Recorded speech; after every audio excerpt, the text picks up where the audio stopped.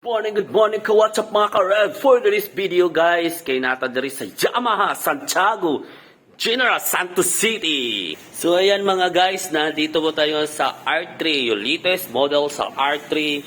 Yeah guys, no? Oo, siyempre. Ito guys, ang down payment niya po ay ito 35,000. Ang SRP is to 91,000. Doon 191,000 guys. So ang 12 months, 27,045. 24 months, 15,730. 12,035 ang 36 months. So, rebate pa yan siya 200. Guys, if updated po tayo mag-payment. So, ang specs dito guys, ay ito na yan siya guys. So, yan siya. ABS yan guys. So, ang shock niya guys is upside down. Ang tinatawag niya. Ito ang new decals niya guys. Ito guys, ang latest model. Yung hydraulic, yung brake niya yun guys. Then, ito yung guys, yung tsura niya guys. Oh, sa ibaba.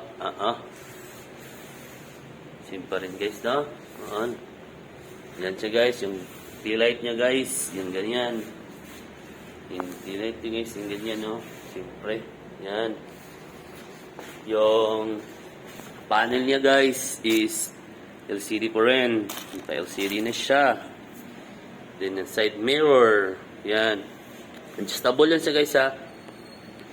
Pwede yun siya mas ano yun guys. Ma-move. Ma-move yan siya guys. So ang specs niya is ito guys. Oh. Liquid cooled na yan siya guys. Then 4 valve. Then ang compression is 11.2. Then hydraulic single disc na siya ang front. Then sa rear brake niya guys is hydraulic single disc brake gyapon siya guys. So ang headlight naka LCD na, naka LED light na siya guys. Then ang fuel tank capacity is 14 liters.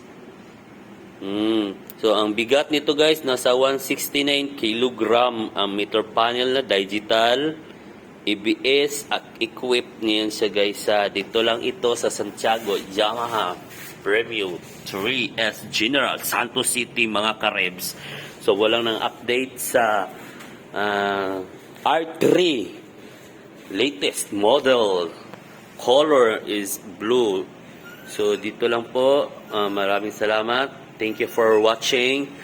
Bago ka pa lang sa aking YouTube channel, please subscribe and don't forget to comments para ma-update po kayo sa mga bagong motor ni Yamaha dito sa General Santos City. And thank you very much for watching.